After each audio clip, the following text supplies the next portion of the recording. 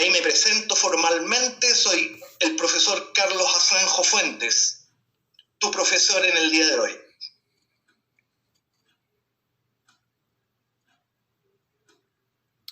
La primera pregunta, yo presumo que tú tuviste la oportunidad ya, porque al inscribirte recibiste la guía en formato PDF, de modo que espero que hayas revisado las preguntas. Te voy a dar un tiempo de pensar el ejercicio. Ahí está el primer ejercicio. Léalo. Léalo, léalo.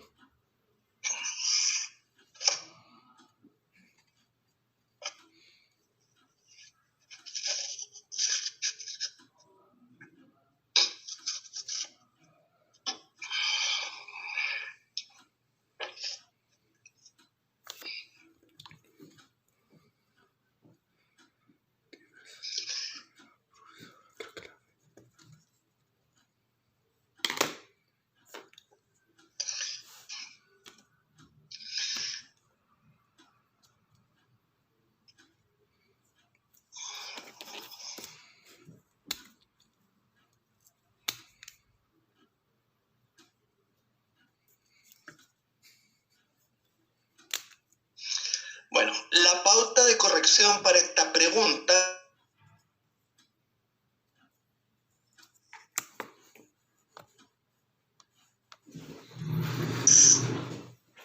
lo que va a pasar ahora es que yo le pregunto a usted, ¿alguien de los alumnos, usted,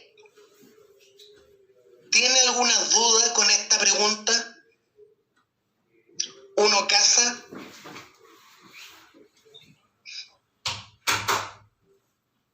¿Usted marcó otra alternativa? ¿Quiere analizar la pregunta 1? Si tienes alguna duda, te sugiero que para mayor claridad me envíes el número de la pregunta. Me dice, profe, yo marqué uno árbol. ¿Por qué no es árbol? ¿O por qué no es barco?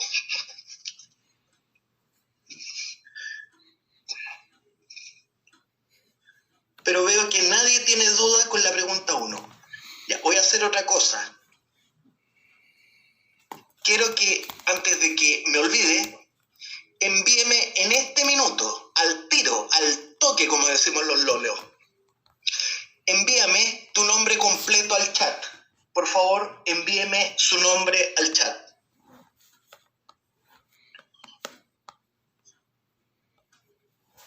Ahí estoy recibiéndolo.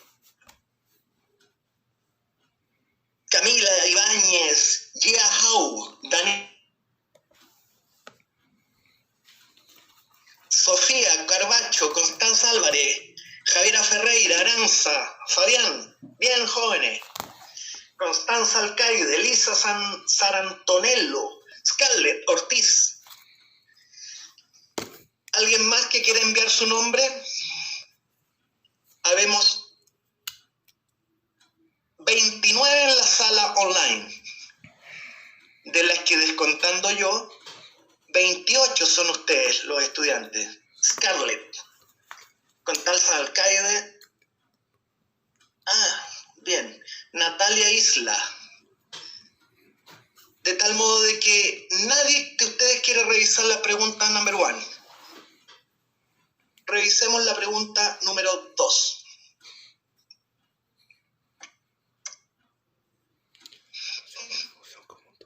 ¿Cuál de las siguientes funciones es común a todos los seres vivos?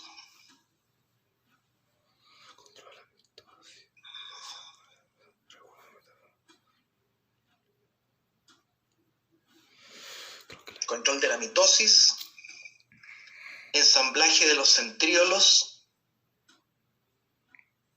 regulación del metabolismo mitocondrial, regulación de la motilidad de cilios o flagelos, control de la organización de la membrana plasmática.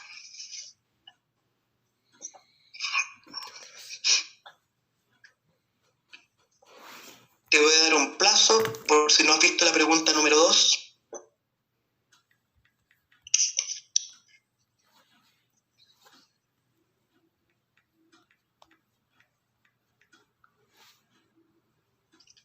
Escoja una respuesta si es que no has hecho el ejercicio anteriormente.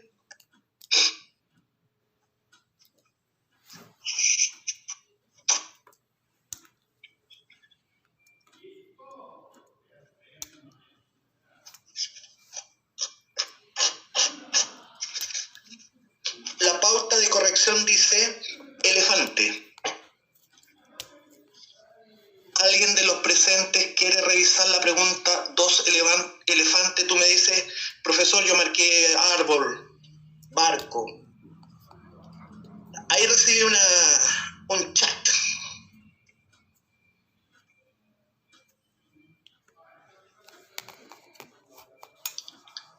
Ahí Fernanda Alvarado. ¿Ya se acordó? ¿Razonó algo? Valentina, me confundí con la pared celular.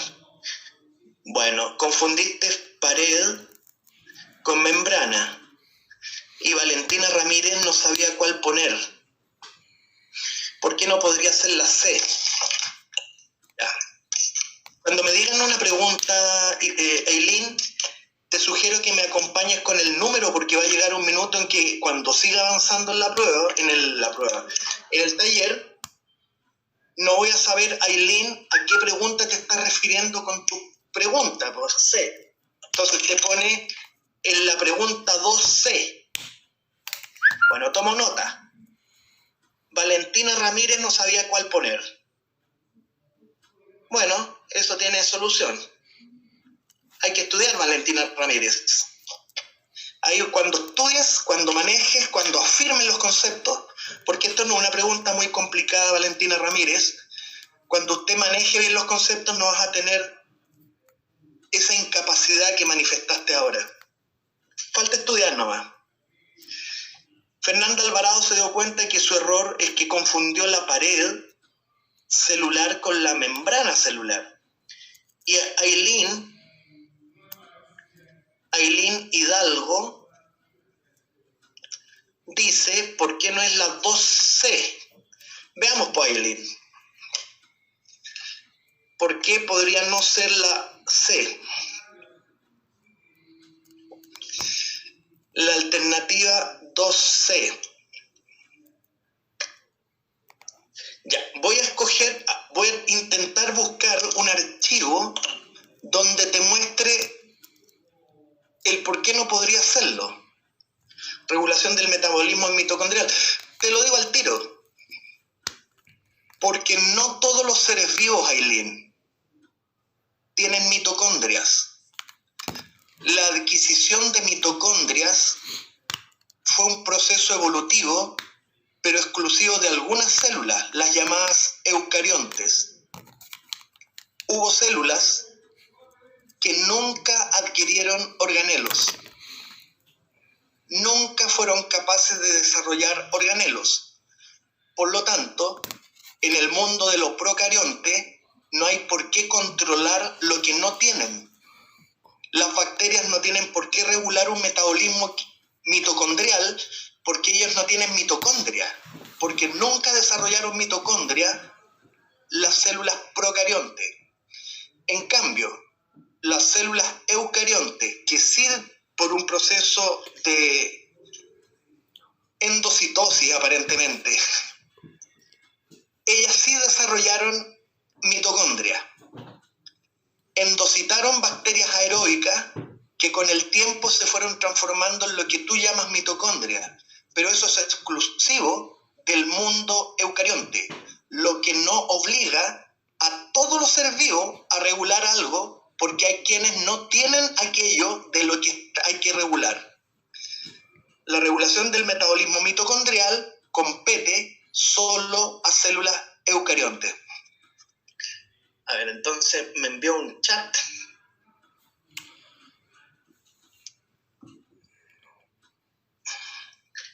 Y después Valentina Ramírez me dice, ¿y qué significa control de la organización de la membrana? Ya. Sofía dice, profe, ¿a qué se refiere con regulación de la motilidad de cilio? Ouch. Hay varias preguntas. Ya entiendo.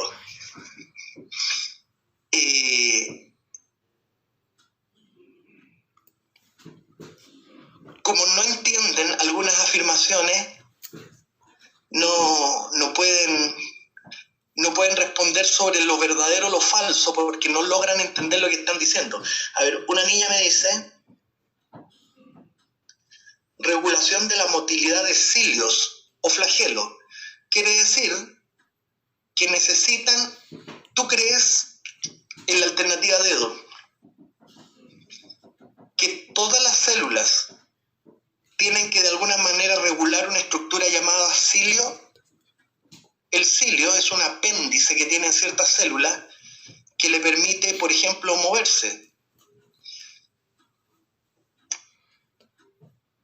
A ver, permiso.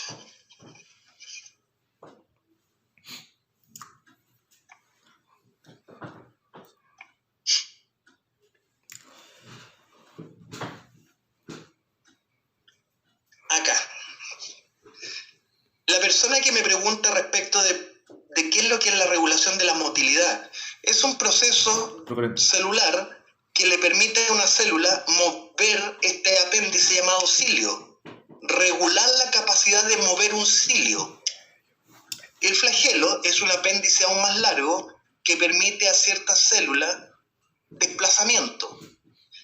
Y la alternativa dedo dice, ¿crees tú que es obligatorio para todos los seres vivos regular la motilidad de un flagelo? ¿Acaso todas las células están obligadas a tener cilio y flagelo? No. En el fondo eso te están preguntando con la alternativa dedo. ¿Es requisito mínimo para una célula poseer cilio y flagelo como para que todos los seres vivos estén obligados a regular cilio y flagelo? Ya, mira, yo me voy a buscar entre mis archivos a ver si es que logro encontrar uno que ayude a explicar. A ver. Ciclo celular, aguas, sales, organelos, membrana, lípidos. Entonces, me faltó el de teoría celular. A ver, voy a ver si lo logro ver acá en este archivo. Organelos. Aquí. Claro. Aunque no es tan claro, este me va a servir. A ver acá. Bueno, perfecto. Aquí con esto voy a tratar de defender el punto.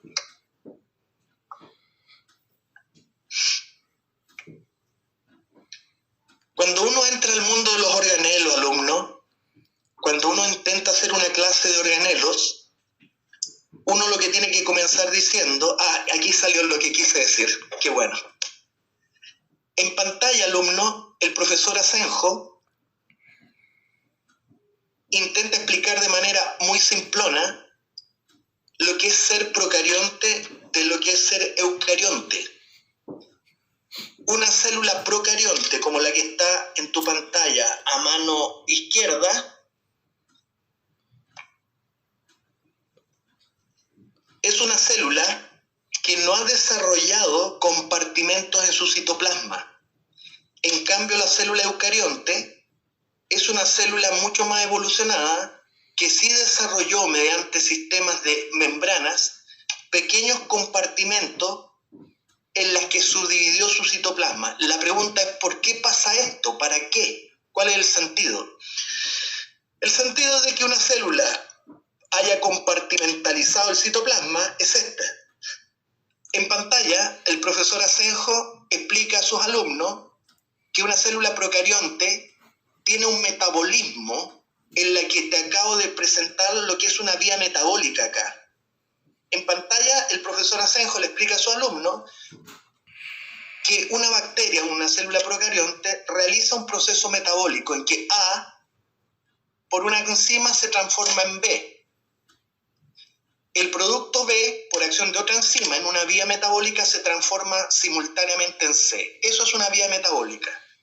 Pero el problema es que las bacterias, los procariontes, como no tienen compartimento, todas las vías metabólicas están juntas.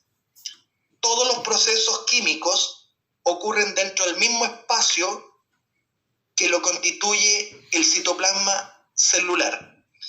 En cambio, se constituye, aparecen las células eucariontes para dividir las vías metabólicas.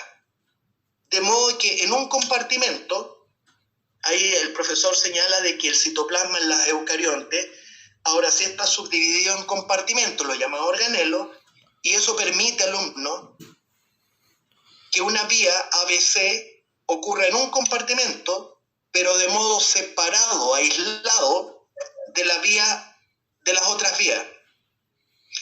En consecuencia,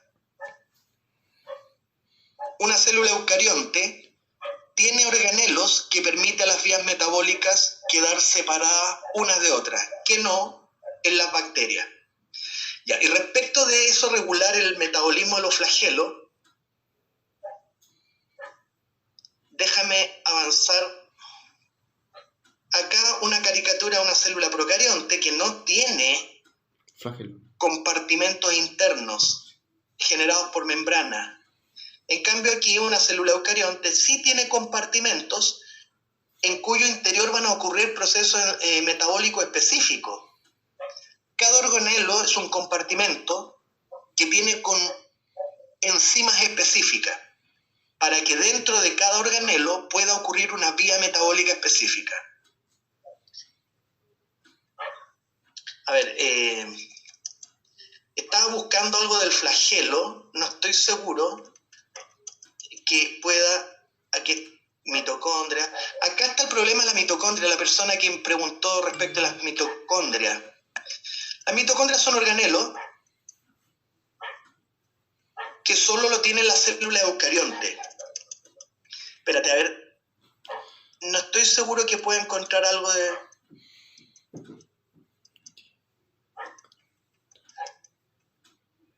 del flagelo. Tendría que moverme mucho. Bueno, aquí en pantalla, alumno, para la persona que no respondió la pregunta 2 correctamente, las mitocondrias surgen por un proceso evolutivo cuando una célula endocitó a otra bacteria aeróbica, la incorporó dentro de sí. Con el correr de los millones de años, esta bacteria que fue endocitada, incorporada por otra célula, se fue transformando en la actual mitocondria. Que las bacterias no tienen mitocondria, no pueden regular lo que nunca han tenido. La regulación mitocondrial es claramente un proceso exclusivo de células eucariontes.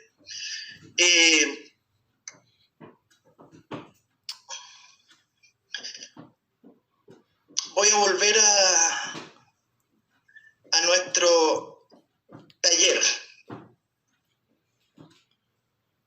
Pregunta 2 estábamos.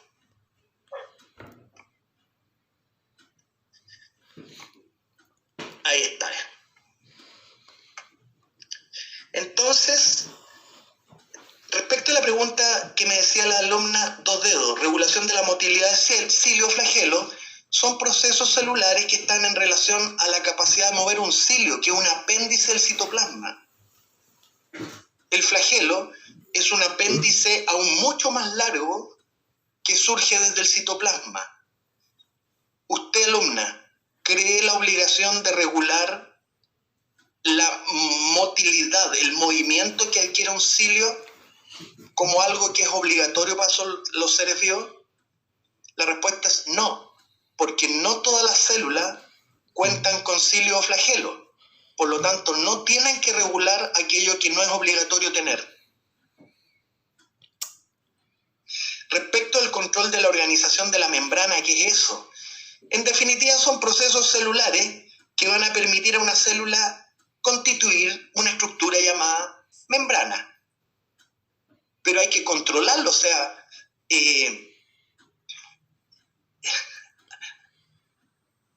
voy a verbalizar esta idea. Las células tienen que fabricar membrana, pues. Tienen que fabricar los fosfolípidos que van a enviar a la membrana, tienen que fabricar las proteínas que van a estar ensambladas en las membranas, y como la membrana, señorita, es algo que es obligatorio, forma parte constitutiva de una estructura celular, todos los seres vivos tienen que contar con mecanismos que controlen la formación de membranas plasmáticas. Mira, lo voy a hacer acá en una pantallita que tengo aquí para tal efecto. Voy a escribir los requisitos mínimos para la organización celular. Y entre ellos cuenta la membrana como algo obligatorio en tanto célula de cualquier tipo. Suelo hacer este mono que hago en clases.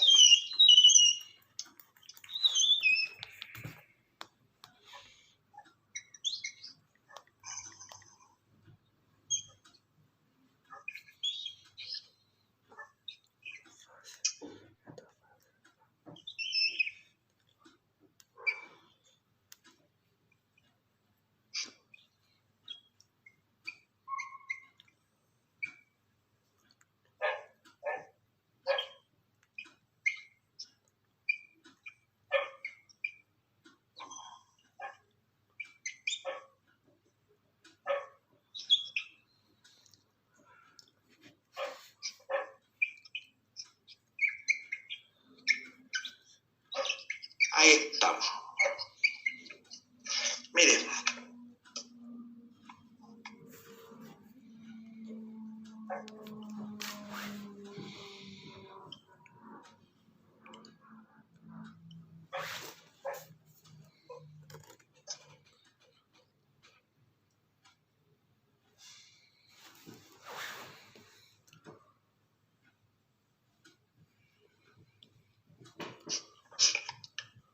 Lo que te estoy mostrando es que para la organización celular, para que algo alcance el nivel de organización celular, necesita 3 cosas como mínimo.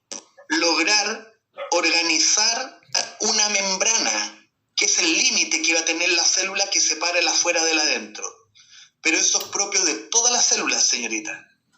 Sin importar su estirpe, es necesario para la organización celular contar con una membrana. El segundo requisito es que la célula, sin importar cuál, tiene que tener un conjunto de reacciones químicas llamadas metabolismo que le permiten degradar moléculas y construir sus propias moléculas. Y el tercer requisito es que las células tienen que tener algún centro de control que regule la actividad del metabolismo. Ese centro de control puede ser un núcleo para el caso de las células eucariontes, o puede ser un nucleoide para el caso de las células procariontes. Esos son los 3 requisitos. Entre ellos cuenta la membrana. Controlar la organización de una membrana significa que el ser vivo tiene que ser capaz de fabricar membrana plasmática, sus células. La respuesta es sí. Porque el control de la fabricación de la membrana es algo que forma parte de la organización celular. Vamos a la pregunta 3, jóvenes.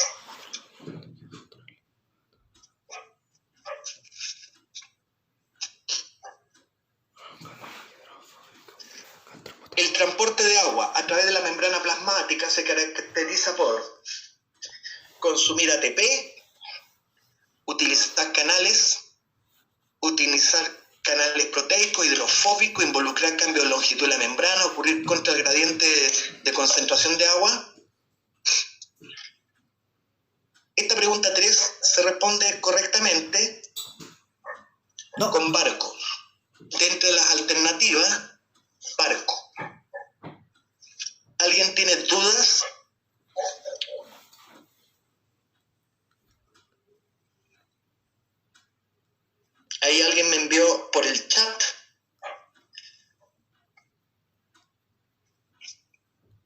tres elefantes, dice Jia Hao Lu, ocurrir contra el gradiente. Tú marcaste eso, Jia. Ya. Tengo una animación para explicar que el movimiento de algo, Jia, en este caso el agua, sigue el movimiento pero a favor del gradiente de concentración de agua, no en contra. Lo que puede caracterizar el transporte de agua es que el agua, si se va a transportar, joven, se tiene que mover a favor del gradiente de agua. Ese es el mecanismo normal por el cual el agua se transporta de modo pasivo. Déjame buscar un archivo al respecto, Gia, para mostrarlo.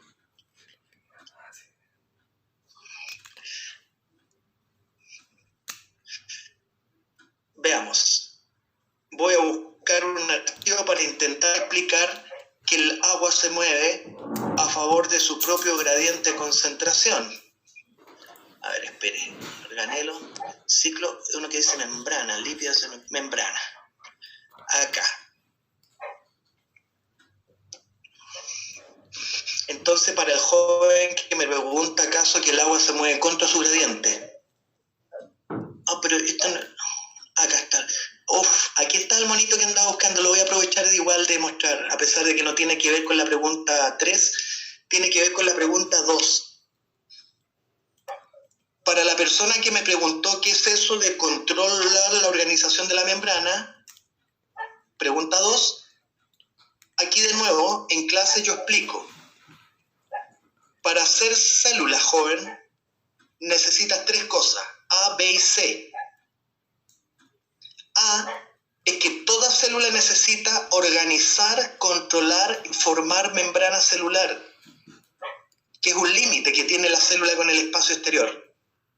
B, toda célula, absolutamente toda, tiene que tener un metabolismo propio, que le permita fabricar sus propias piezas para poder existir. Y tercer requisito C, que toda célula, sin importar cuál, tiene que tener algún modo de centro de control sobre el metabolismo. A veces el centro de control celular es un núcleo, a veces no, pero tiene que haber un centro de control. Ya, entonces yo voy a ir a explicarle a Gia lo del movimiento de agua. Me voy a adelantar un poco acá. Perdona que... Ahí, Ya.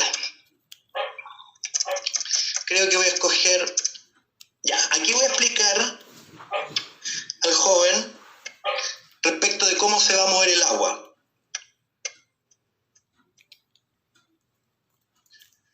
Ya. El agua se mueve a través de la membrana. Puede hacerlo directamente por la bicapa, o como lo propone la pregunta, puede aprovechar canales proteicos llamados porinas, que era la respuesta correcta 3. Pero cuando el agua se mueva allí, lo va a hacer mediante un gradiente que impulsa al agua a moverse por transporte pasivo. Te quiero explicar en pantalla qué es el transporte pasivo. El transporte pasivo es el movimiento de una molécula, pero a favor de su gradiente, alumno. En que la molécula la estoy representando en pantalla con esos cuadrados rojos. Para mejor explicar, el profesor Asenjo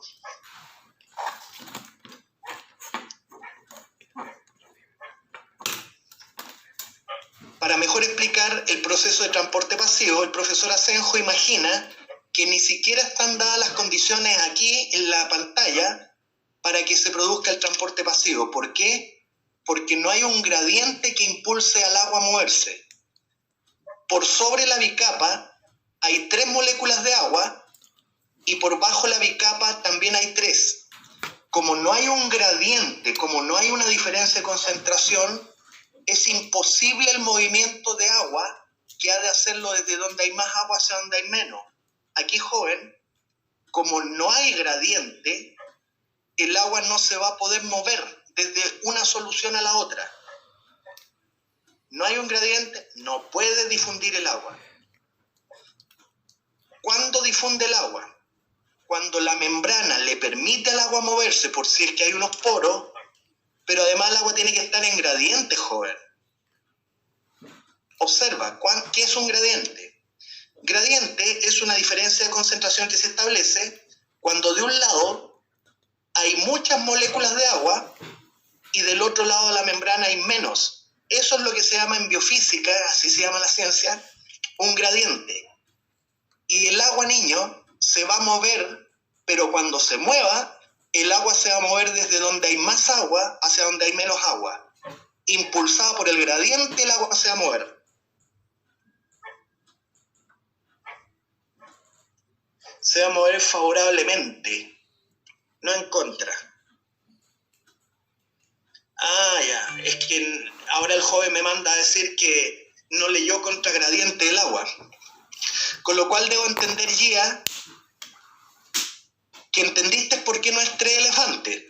Pero igual voy a buscar una animación, ya que entendiste que, ya que acabo de explicar que una molécula se va a mover por la membrana, pero lo va a hacer, si es que es por transporte pasivo, favorablemente impulsado por su gradiente. Desde donde hay más moléculas, se va a mover hacia donde hay menos. Entonces, ya que parece que eso usted lo entendió, me voy a adelantar un poco para explicarte esto. Mira, la osmosis, que es el movimiento de agua. Si usted separa en dos un compartimento, esto es un vaso, y de un lado tú agregas una solución hipotónica en el vaso, que la separaste con una membrana que va a tener las características que yo te voy a indicar, y del otro lado del vaso agregas una solución hipertónica,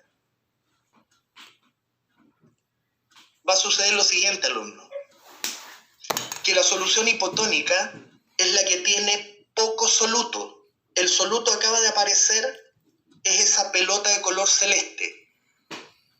La solución hipotónica tiene poco soluto, pero la solución hipertónica es la que por definición ya tiene mucho soluto, que son las pelotitas celestes.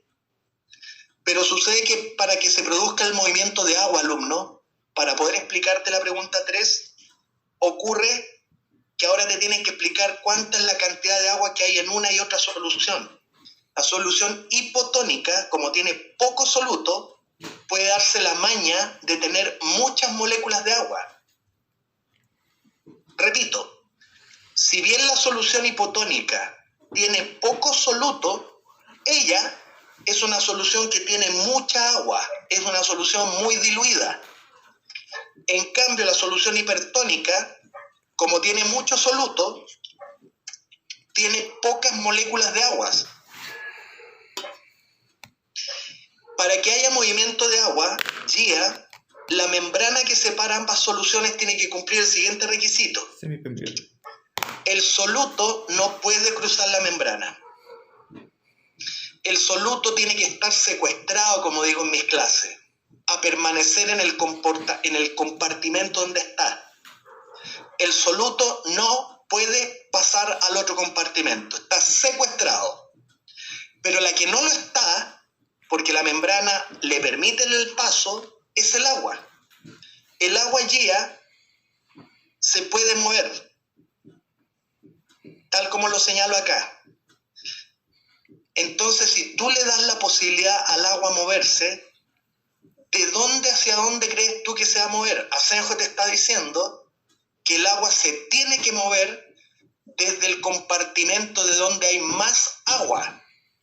Se va a mover por difusión al compartimento donde hay menos agua. Porque eso es natural, eso es espontáneo, eso es así. Y el agua se empieza a mover, joven. de la solución hipotónica, el agua se va a mover a favor del gradiente de agua, no contra el gradiente de agua. El agua se mueve y producto del movimiento de agua se producen unos cambios de volumen en las soluciones. Una solución, la hipo, disminuye el volumen y la solución hiper aumenta su volumen. Ese movimiento de agua a través de una membrana que no permite el paso de soluto se llama osmosis. Bueno, yo creo que con eso, más lo que se acaba de dar cuenta el estudiante que no leyó contra gradiente, podrá entender que la pregunta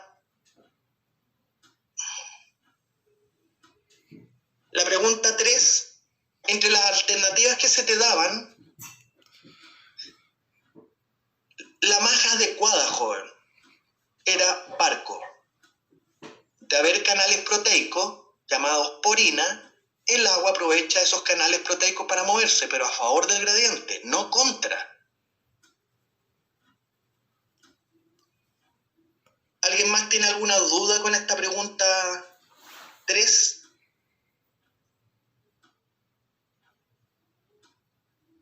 Nadie más hace preguntas. Entonces vamos a la 4.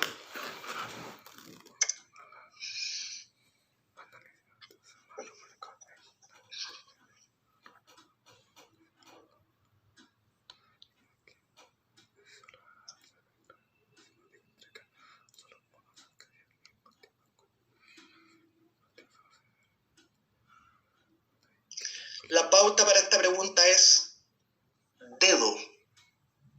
¿Alguien tiene duda con 4 dedos? Que lo diga al tiro.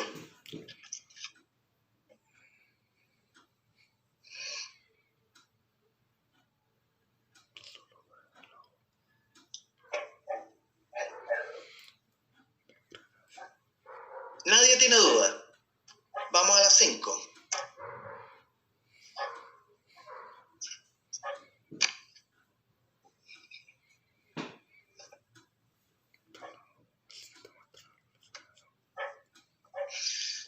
Ahí dice, la siguiente figura muestra la relación entre la velocidad de una reacción catalizada por una enzima en función de la concentración del sustrato.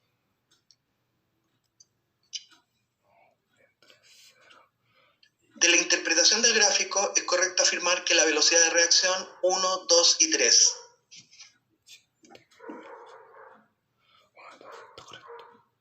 Disminuye la concentración tras el periodo. 1 y 2. Alternativa correcta, casa.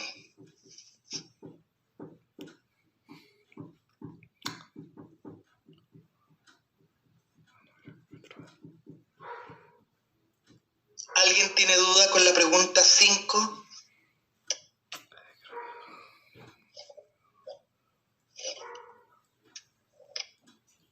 Nadie tiene duda.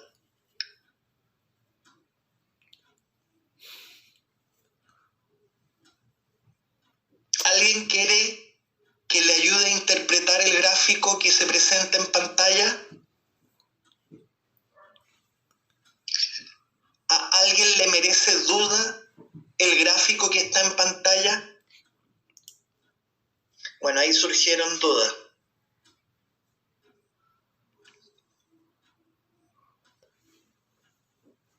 ¿Todo bien? ¿Por qué la 2 no? Ailín Guzmán, es que no entiendo, ¿por qué? Ailín, no entiendo lo que dice. ¿Por qué no solo 2? No entiendo. Porque la afirmación 2 romano por la que usted pregunta, Ailén Guzmán, es parte de la respuesta. No entiendo. Ailén, te levanto a la 3.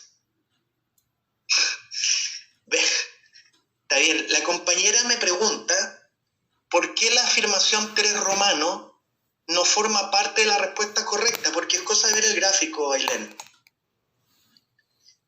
En algún minuto tú logras ver que la velocidad de la reacción, a ver, Voy a interpretar este gráfico. Acá lo que estás viendo, Ailén, es cómo la concentración del sustrato que tú vas manipulando, tú vas cambiando la concentración del sustrato de una reacción química catalizada por una enzima.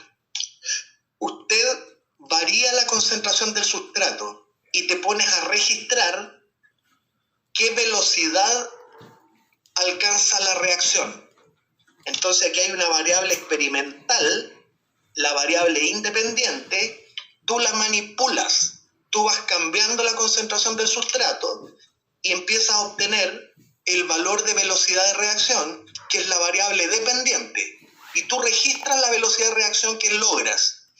Entonces lo que sucede, Ailén, que no hay ninguna concentración en la que usted,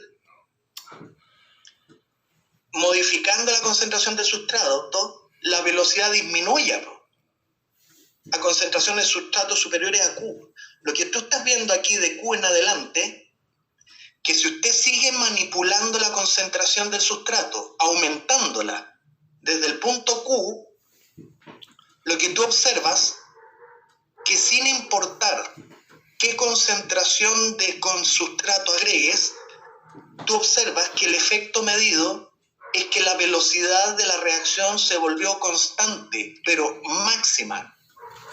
Estás haciendo que la enzima actúe a máxima velocidad, de tal modo de que, sin importar qué tan grande la concentración de sustrato sea mayor que Q, cualquier concentración de sustrato que usted ve en el rango acá no provoca una disminución de la velocidad, sino que la velocidad se hizo máxima, pero constantemente máxima. No hay una disminución de la velocidad de reacción. La velocidad se mantuvo máxima, señorita, pero constantemente máxima. Alcanzó una V máxima. De modo que en ese sentido, la afirmación 3 romano es falsa, porque no hay ninguna concentración superior a Q que disminuya la velocidad. La mantuvo máxima. La enzima se saturó. Trabajó a todo lo que daba, pero de manera máxima, niña.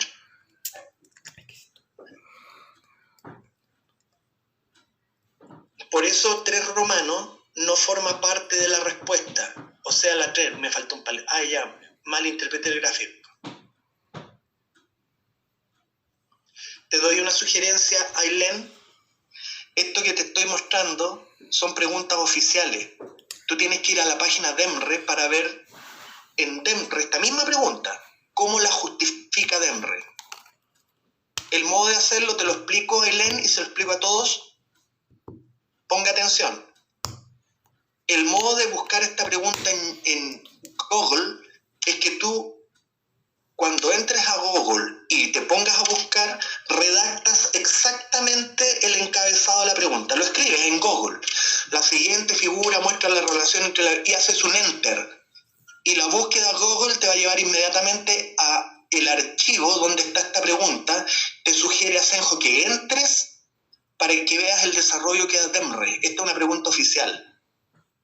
¿Me entiende lo que le estoy diciendo, Ailén? El profesor te acaba de explicar que esta pregunta es oficial. Y el modo de buscarla en Google es que tú en Google redactas la misma pregunta y le pegas un enter para que el mismo buscador te lleve al archivo donde está esta pregunta. Y luego entres y buscas la pregunta y ves el desarrollo que hay en DEMRE. Esa es mi...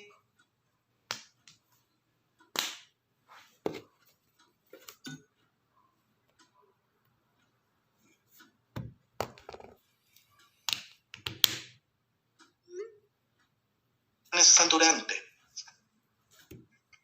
Bueno. Pregunta 6.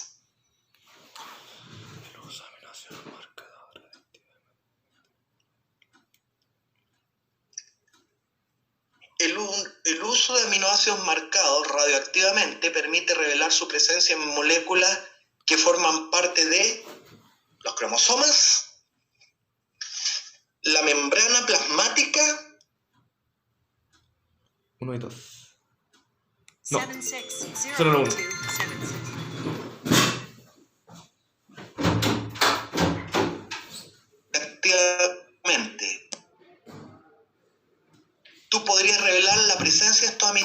formando parte de los cromosomas, de la membrana o del retículo liso? Respuesta de Emre.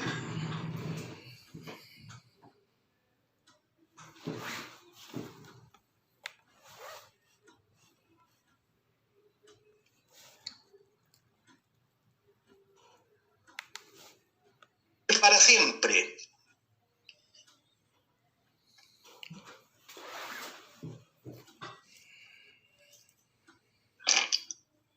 ¿Por qué Fernanda Alvarado pregunta por qué 1 romano es correcta? ¿Por qué los cromosomas? Te lo puedo decir en simple. Lo voy a hacer en simple porque de otra manera me obliga a buscar unos archivos en los que voy a perder mucho tiempo. Fernanda Alvarado, porque el cromosoma es un complejo que está formado por DNA asociado a proteínas, niña.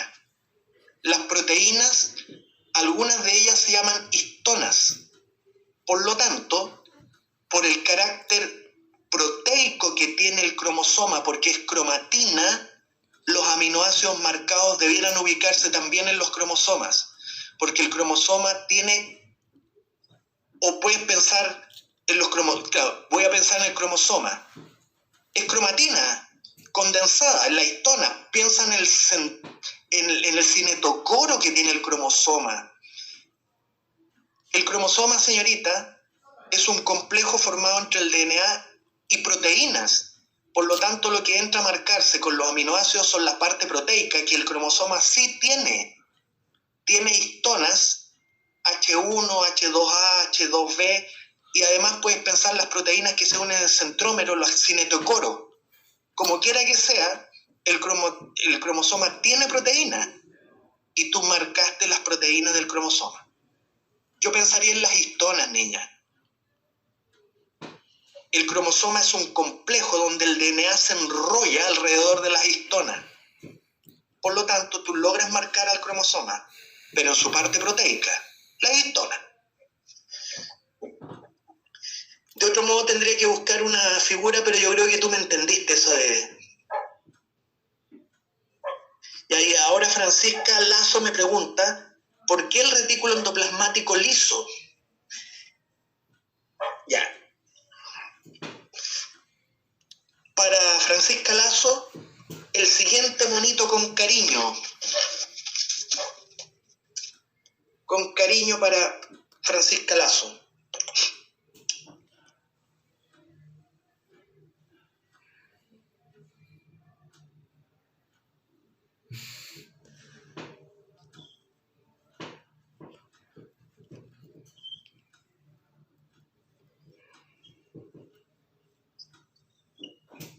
A ver, Francisca. Francisca, ¿te puedo levantar el micrófono para hablar contigo? Hagámoslo así. Yo le voy a hacer algunos comentarios a Francisca Lazo, ya que ella me pregunta por qué. Y con usted vamos a hacer un poco la clase para todos, para conocerle la voz también. Ahí, le levanté el micrófono a Francisca Lazo. Le voy a permitir hablar. Hola, profe. Hola, Francisca. Mira, Francisca, ¿ves lo que dibujé acá o no? Sí. Déjame levantar un poco mi propia pantallita para verme. Lo que en el fondo te quiero explicar es tu duda sobre el retículo liso, señorita. Que tu duda es compartida por muchos estudiantes. Eso es un organelo, Francisca. ¿Me entiendes? Es cualquiera de los organelos que usted pueda pensar. Eso puede ser el retículo liso, puede ser una vacuola, puede ser el peroxisoma, puede ser el complejo de Golgi, da lo mismo. Asenjo recién te dijo, que soy yo, que dentro de los organelos ocurren procesos químicos. Entonces la pregunta, Francisca Lazo,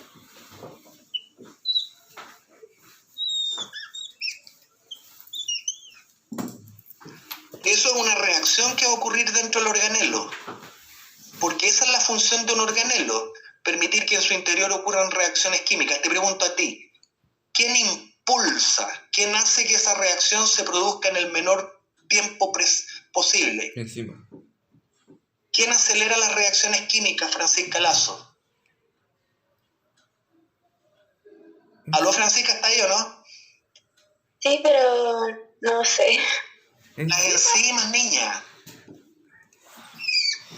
Acá estoy dibujando enzimas.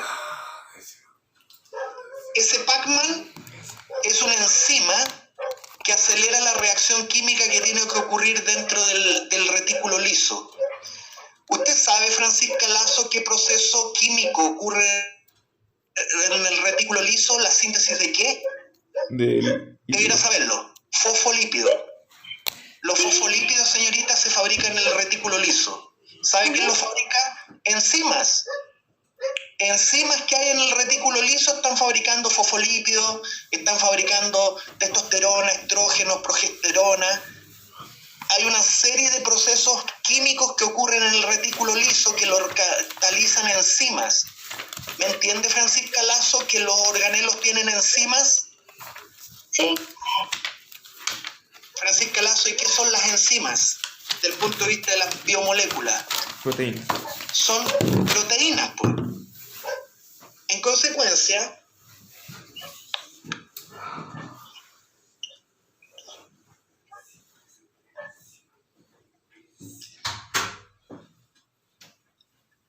si usted usa aminoácidos marcados, Francisca Lazo, aminoácidos con lo que posteriormente se empiezan a fabricar proteínas en la célula, algunas de las proteínas que van a fabricarse con los aminoácidos radioactivos son esas enzimas que están en el retículo liso. Por lo tanto, sería pensable que incluso la marca radioactiva vas a encontrarla dentro del retículo liso, porque adentro hay enzimas, niña. Enzimas que están sintetizando fosfolípidos, enzimas que tienen que ver con la síntesis de estrógeno, señorita, porque adentro se producen reacciones químicas catalizadas por enzimas, y como las enzimas son proteínas, tú debieras marcarlas, porque estás usando aminoácidos marcados.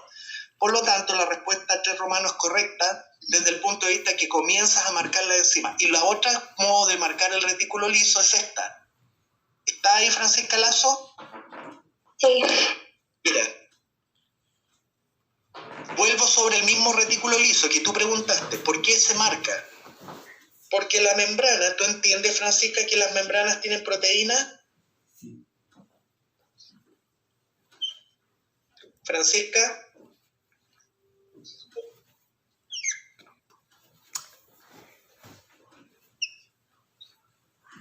Lo que el profesor Asenjo te está dibujando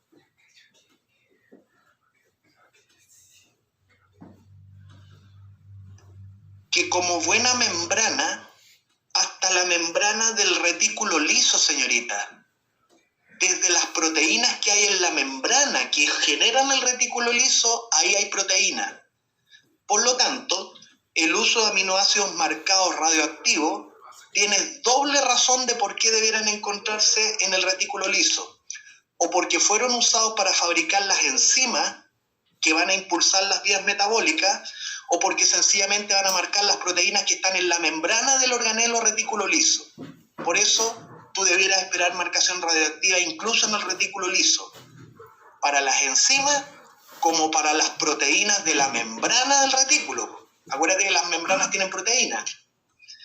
Esa es la razón de por qué el retículo liso debiera resultar marcado, porque marcaste las proteínas que hay en el retículo. ¿Entendió, Francisca? Sí, gracias, profe. Bueno, señorita, apague ahí el micrófono.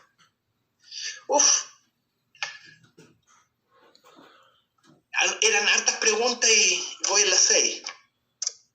7 alumnos. La 7 voy a ir más rápido, la alternativa elefante. ¿Alguien tiene duda? Investiga la edad purifica compuesto orgánico. Que levante... No, la mano no, que me mande un chat, eso lo veo rápido.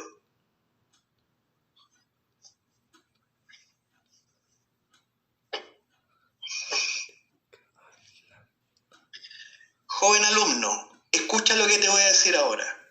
Es muy posible, por la hora que es, que no alcance a ver las 25 preguntas. ¿Sabes lo que el consejo que te doy? Es el que le dije a la compañera antes. Busca en Google, en el buscador, vas al buscador Google y redacta esta pregunta. Exactamente igual, un párrafo. Escribes, por ejemplo, un investigador aislado y purificado de un compuesto orgánico obtenido a partir... Y con eso buscas a través de Google. Google te va a llevar automáticamente a la pregunta, porque esta es una pregunta oficial, como todas lo son. Porque si no alcanzo a revisar las preguntas, ve tú cómo DEMRE defiende la alternativa 7 elefantes tan desarrollada. Esa es la tarea que te doy ante la eventualidad cierta de que no alcance a revisarlas todas. ¿Alguien tiene duda con las 7 elefantes? Nadie parece. Sigo. 8. El esquema muestra un dinucleótido de ARN. Con respecto al esquema, los círculos representan.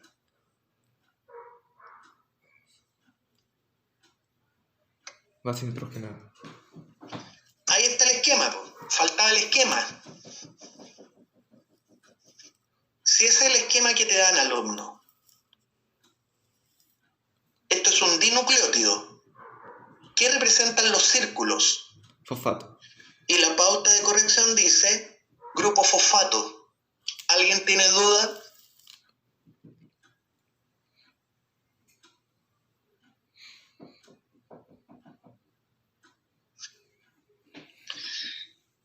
Insisto, ante la eventualidad cierta de que no alcance a revisar todos los ejercicios, búscalos en Google.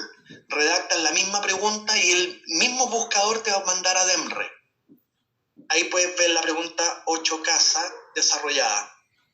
¿Alguien quiere revisar conmigo la pregunta 8 casa? Pasé la lista, ¿cierto? ¿Alguien llegó tarde? ¿Alguien llegó después que yo pasé la lista? Mande su nombre ahora.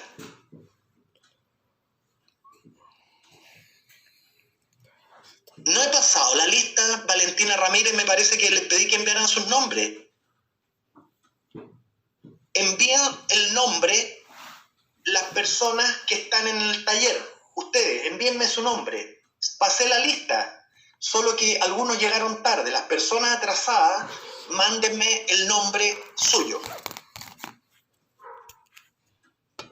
Bien, ahí se están inscribiendo las personas: María Espinosa, Francisca Lazo, Martina Astorga. Solo que la lista ya la había pasado, usted está llegando con un poco de rezago. ¿Nadie quiere revisar la 8? Bueno. Se me pega esta cosa, oye. La 9. Esta pregunta es interesante. Al someter ADN a un incremento de temperatura, este experimenta denaturación, o sea, separación de las dos hebras que constituyen al ADN, aunque no todas las moléculas de ADN se denaturan a la misma temperatura. 2 muestras de ADN de especies distintas son sometidas a este proceso de denaturación. Los resultados se muestran en el siguiente gráfico. Acá va.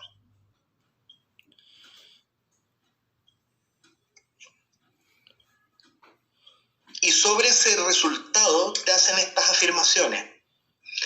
De acuerdo a la información entregada, es correcto afirmar que 1, 2 y 3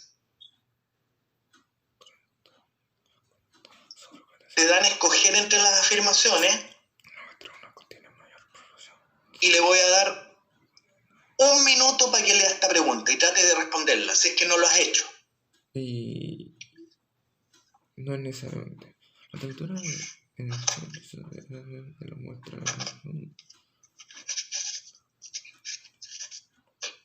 La pregunta 9, oficial, si tienes duda, puedes ir a buscarla a DEMRE por el método que te acabo de señalar. La redacta, la busca por Google y Google te envía para allá. Google.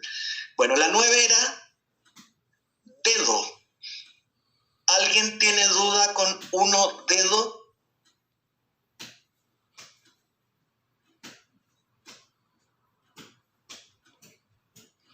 La temperatura que tiene 5% de ADN.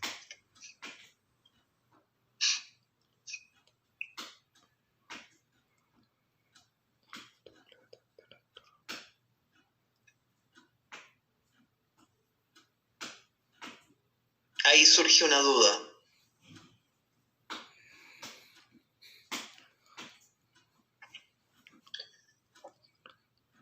Ujú.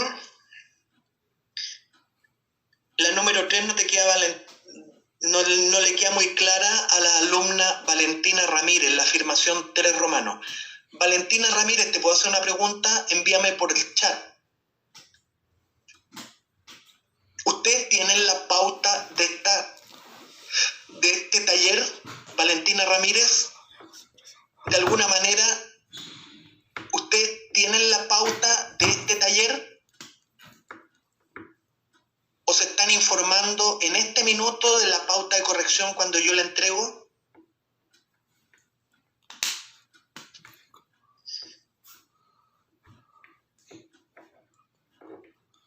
Valentina Ramírez, te pido que me envíes por el chat, me respondas. ¿Tienes la pauta completa de este taller? ¿O solo cuentan las pautas que yo he mostrado en pantalla? No la tienes, ya. Entonces lo que voy a hacer, joven, es que una vez que termine esto, te voy a enviar a tu correo electrónico. Ouch, pero no sé si... Ya, de ahí me las voy a arreglar para enviarte la pauta a tu correo electrónico. O de otro modo, buscarlo ya. Ahí me las arreglo porque hasta las 12:40, me quedan 20 minutos más. 3 romano no le queda clara a la alumna. Voy a intentar explicar primero el proceso, Valentina, alumna Ramírez. Mire, acá lo que el gráfico te muestra es que usted tiene una variable independiente que es la temperatura. Eso significa, Ramírez, se me olvidó su nombre, Valentina, verás tú. Oh. La niña, acá está. Valentina Ramírez. Ya, Valentina. Te voy a interpretar cómo debes interpretar estos resultados. Tú tienes una variable independiente que es la temperatura, Valentina Ramírez, lo cual significa que tú tienes derecho a manipular la temperatura. Tú cambias la temperatura durante el procedimiento experimental. Tú vas a ir cambiando la temperatura. Y lo que vas a ir midiendo, lo que vas a ir registrando, lo que resulta ser la variable dependiente, aparece acá en el EGI, que es el porcentaje de DNA denaturado, Valentina Ramírez. Desde 0 a 100%, tú vas a ir registrando qué porcentaje del DNA has logrado separar sus cadenas producto del cambio de temperatura. ¿Me explico? Tú vas a ir elevando la temperatura del medio en el que está el DNA y tú vas a ir registrando qué porcentaje del DNA has logrado separar las cadenas. Entonces lo que voy a interpretar la curva azul, Valentina, que corresponde al comportamiento que tuvo un DNA de una especie 1. Lo que le pasó a ese DNA, que a bajas temperaturas como 10 grados, iniciaste la separación de las cadenas, pero del DNA1. El DNA1 se empezó a separar apenas llegaste a los 10 grados. En cambio, el DNA2 a los 10 grados todavía no logra separar las cadenas. Tú sigues aumentando la temperatura y llegas a los 20 grados y observas que ya el porcentaje de moléculas que se han separado prácticamente ya es un 20% del DNA1 separaste cadenas. Sigues aumentando la temperatura y va a llegar una temperatura en que ahora comienza el otro DNA2 a separar sus cadenas recién. Pero para cuando el DNA2 inicia la separación de las cadenas, tú observas que el gráfico prácticamente el DNA1, casi todas las moléculas 1 han logrado separar las cadenas, están denaturados 100%. Y tú sigues aumentando la temperatura. Para cuando el DNA1 ya le separaste en las dos cadenas, el DNA2 inicia el proceso de separación de cadenas, de modo que va a llegar una temperatura a las 50 grados, temperatura a la que las dos muestras de DNA lograste separar las cadenas entre sí. Entonces tú me preguntaste por qué 3. A la temperatura el que el 50%, esto se llama interpolar, Valentina. Interpolar es buscar un punto en un gráfico. Interpolar, señorita, es buscar un punto en un gráfico. A la temperatura el que el 50% de ADN de la muestra 2. Aquí está el 50% de ADN denaturado, Valentina. Tú levantas, tiras una línea para cortar las dos curvas y te preguntan respecto de la muestra de ADN 2, acá. Ahí está el 50% de ADN 2 denaturado y tú cortas para la temperatura. Como a los 40 grados, profesor, yo logré denaturar el 50% del ADN 2. A los 40 grados. Leo, a la temperatura en que el 50% del ADN de la muestra 2 está denaturado, el ADN 1 de la muestra está completamente denaturado. Entonces, como ya identificaste la temperatura a la que el 50% de la muestra 2 está denaturada, 40 grados, ahora levanta la perpendicular para ver cómo se comporta el DNA 1 a los mismos 40 grados. El DNA 1 a 40 grados está casi todo denaturado. Por lo tanto, la afirmación 3 corresponde a una interpolación correcta. Efectivamente, a los 40 grados, donde el DNA 1 está 50% denaturado, a esa misma temperatura el DNA 1 está totalmente denaturado. Afirmación 3 correctísima.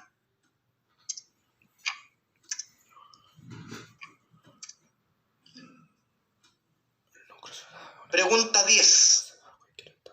El núcleo celular es una estructura que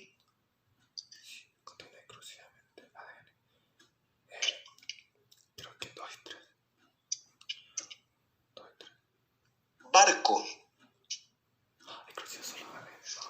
¿Alguien tiene duda con 10 barcos?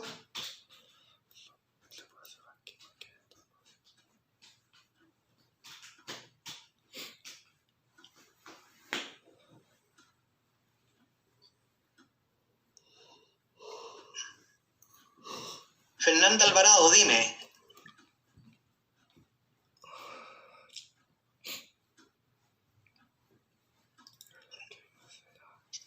A ver, te voy a levantar el micrófono.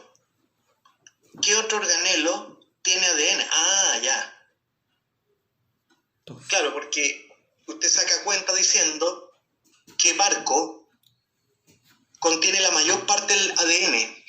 Es un comentario que uno hace cuando inicia el capítulo de núcleo, por lo menos yo lo hago así, hago exactamente esa afirmación para recordar al estudiante que en una célula eucarionte no solo el núcleo tiene ADN. Fernanda Alvarado, mitocondria y cloroplasto también tienen lo suyo, porque acuérdate que estos organelos conservan el material genético debido a que ellos supuestamente fueron bacterias endocitadas.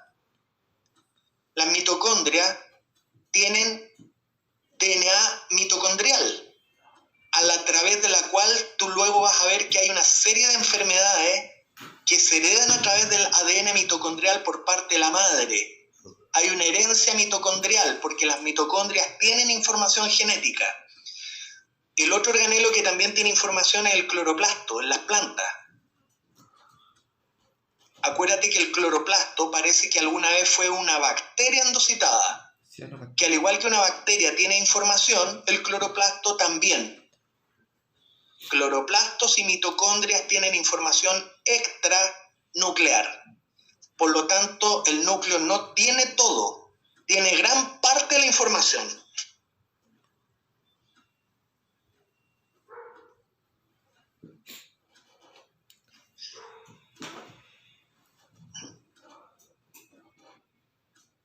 No.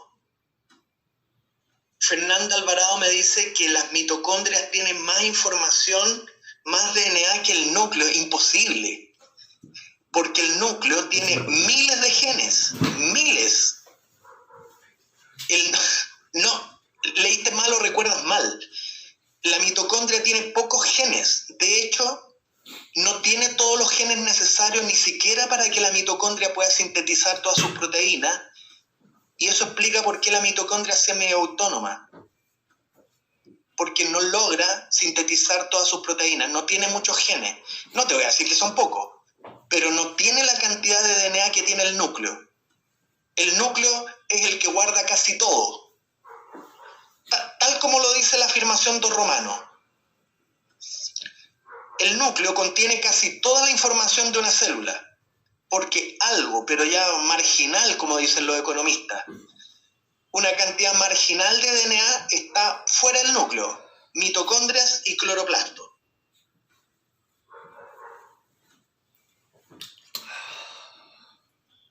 Después dice Sofía Carbacho, ¿por qué uno no puede ser correcta? Ya, porque el núcleo, Sofía Carbacho, es un organelo que sorprendentemente desaparece cuando la célula está en ciertas etapas del ciclo celular.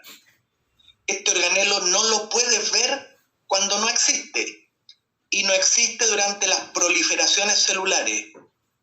En una etapa de proliferación celular como metafase, tú no puedes ver el núcleo, porque no hay. Tampoco el núcleo asoma cuando una célula está en anafase, porque el núcleo ha desaparecido, se ha desintegrado. El único momento en que tú puedes ver núcleos es cuando una célula no está en proliferación, lo que se llama interfase. Es por eso que la afirmación 1 Romano es incorrecta, porque tú no puedes ver el núcleo en cualquier etapa. Solo se observa si acaso la etapa es la interfase. Nunca se va a observar en la etapa de proliferación, porque desaparece, niña. Se desintegra la carioteca.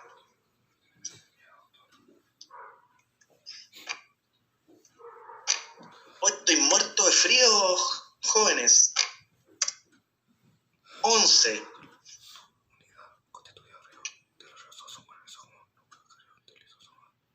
Nucleolo. 11 árbol.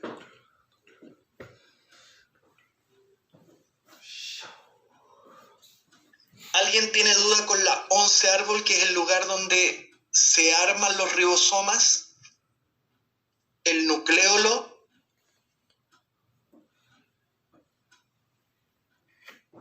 Uno puede tener dudas porque uno lo desconocía, pero no es algo que usted no pueda entender, alumno. Tal vez si usted lo desconocía, conviene que lo estudie.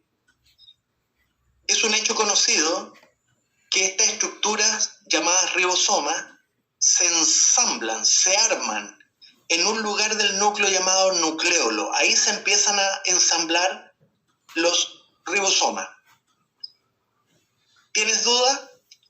Ve unos videos que están en tu plataforma Full Contenido. Un video en el que aparece una profesora que es colega mía hablando de estructuras celulares. Creo que está en la, no sé, semana 5, semana 4. Usted búsquela. Existe un video introductorio que se llama Estructuras celulares. Ahí la profesora te explica bien el origen de los ribosomas en los nucleolos. De pasada, invito a toda la clase, a todos, a ti te estoy invitando, a ti y a ti, a que aprovechen la plataforma Full Contenido, ve los videos. Yo recuerdo un video de todos ellos donde se contaba el rol del nucleolo.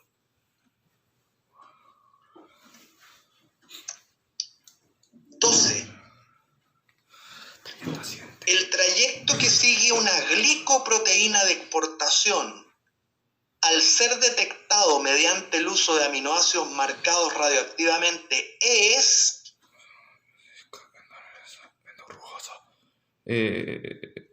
D. ¿No? Duda. Dedo. Dado. Dodo. Quedan 2 minutos, jóvenes. Lo que yo voy a hacer con el resto de las preguntas es enviar la pauta de corrección a tu correo electrónico.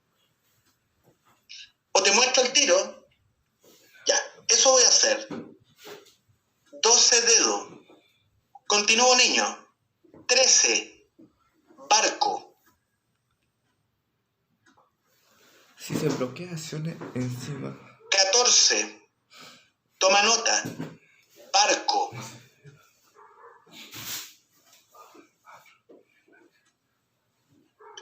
15.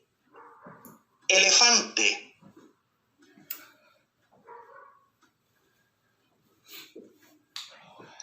16. Dedo.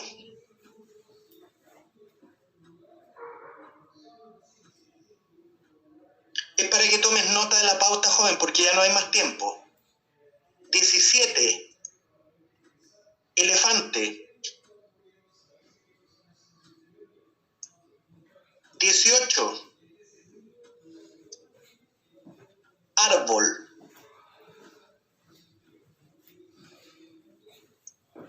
19. Dedo.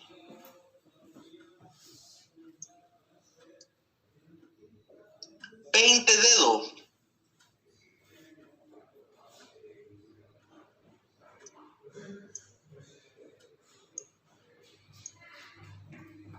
21 barco.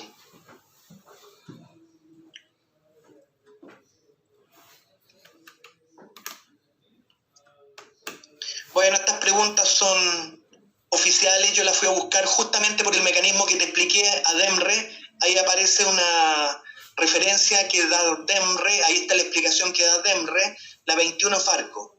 22. Casa. 23. Barco. Estoy terminando. 24. Casa. 25. La última, barco. Bueno, alumno, espero que haberte podido ayudar con este taller. Por lo menos revisamos algunas preguntas, te dicté la pauta completa a esta guía. Bueno, jóvenes, que estén bien, nos vemos en otra ocasión.